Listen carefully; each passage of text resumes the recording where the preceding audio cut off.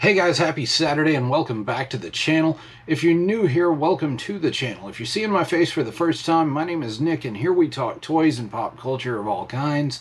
And sometimes, just sometimes, we talk a little bit of shit about other subjects. Guys, it's been a fairly long work week. It ended with a trip to Corbin, Kentucky to watch an AEW House Rules tour show, which was very, very good. I'll show you a couple of clips of that real quick, and then we'll get into today's toy review.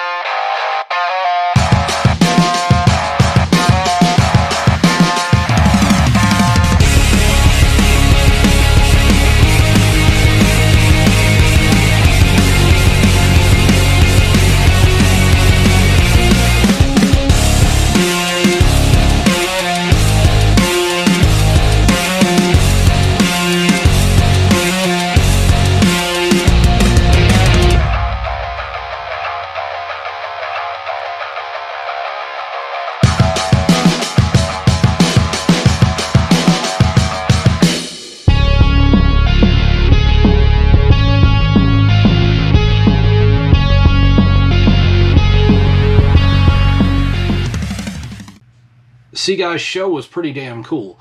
AEW to me is the better between the two companies in WWE. I mean, WWE to me has become stale, and I know it's probably an unpopular opinion among some fans, but the product to me just staled out. AEW seems to use their wrestling to tell more story, and they talk a whole lot less. But that aside, what we're going to do today is we're going to check out another nostalgic figure for me. Now, this figure is the sister of Zartan and Xandar. I don't know if anybody out there knows who Zarana is, but Zarana is from the G.I. Joe line in the early 80s. This was kind of a one-off strange figure released to be part of the Dreadnoks line with Zartan and, you know, everybody else. I think Thrasher was part of that too. I had all those figures in the 80s, and I had the little Jeep they had. I mean, they roamed around the swamp, and they gave G.I. Joe a whole bunch of hell on the cartoon. If you haven't seen that, go ahead and check that out in the original cartoon. But today we're going to talk about Zarana being reintroduced in the G.I. Joe Classified line. Now, back in the day, she was actually designed by Ron Rudat to look like singer Wendy O. Williams from the Plasmatics. Now, I don't know if anybody out there knows who that is, but I'll show you a quick picture of that. Now, the original figure, which I'll show you a picture of here, differs quite a bit from the 2023 version of this figure. This figure is absolutely amazing. Now, I don't know how much any of you guys actually know about Zarana. She's an espionage expert, master of disguise, much like Zartan. She's a small arms expert, explosives expert, things like that. But yeah, I mean, she's actually a really cool, innovative character. She's got kind of the punk rock Mad Max aesthetic, which is really awesome in my book because you don't see a lot of female characters with that from back in the 80s. Normally, you see a bunch of Barbie Pink type characters, you know, or characters like Scarlet and CoverGirl, which were straight standard military characters. But Zarana could have been the prototype for a lot of modern heroines. So guys, without further ado, let's go ahead, punch in, and take a look at this figure. Okay guys, what you see in front of you is the box for the G.I. Joe Classified Series Zarana figure.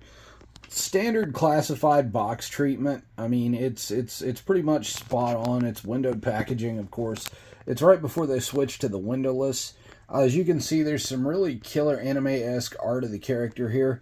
And if you look down here, of course, it does have the character's name, the Hasbro logo, G.I. Joe Classified Series logos. You look at the top, you get your half Cobra logo, your number 48 in the series. You go down the side of the box, and it still has some really killer artwork of the figure here. Or actually, not the figure as much as the character. Looking all punk rock and evil. If you turn the box around, you have the Classified Series art that's on the back of most every one of these boxes. And all the legalese in all the languages you could ever want. You flip this bad boy over on the bottom, you get more legalese in the barcode. You guys can pause if you need that barcode for anything. But I'll flip this box back over. On this side, of course, you'll have her specialties. You can check the website to see what all those are. Alright, let's talk accessories. I guess when you live in the swamp, you don't need much because they didn't give us a lot with this figure. They gave us a assault rifle type weapon with a rip saw attachment to it. The saw blade does not spin. My rifle is a little bent, so we'll have to heat it. You have the magazine that seats into the rifle. You get a boot knife. You get an extra hairpiece for her to make her look like the classic version of this action figure. You have a backpack and a heated rip saw type weapon. Okay guys, and here's the figure herself with no loadout or anything attached. Just bare bones out of the box. You can see her looking all punk rock, Mad Max, badass-ish. You look down here, she's got the black boots with the spurs. She's got the knee pads. She's got the tights under the ripped jeans. She's got the belts, the wallet chain. She's got the sleeves like you find at Hot Topic. And they're over top of some kind of hand guards. She's got the spike shoulder guard, the leather strap with the buckles. You look here at the zipper detail, the spike detail on the shoulders. The facial detail on this is absolutely epic. And it does resemble the character art quite well. You can see the gradients in the hair where it looks like it's been dyed. And she does have, of course, the side shaved punk rock mullet. You turn her around, and of course the textures continue back here. She is wearing sort of a bodice that has like a vent type structure in the back. The hole for the backpack is back here. Of course, like I said, the shoulder pads and the spikes here. If you see those, pretty good. The detail continues into the pockets and the jeans texture. And let's talk about the articulation. She does have the double jointed knees, the boot cut. The ankles do pivot and rock. She has elbows that do go 90 degrees on a double pinless joint. The hands do rock back and forth and do rotate. The arms do go up a full 90.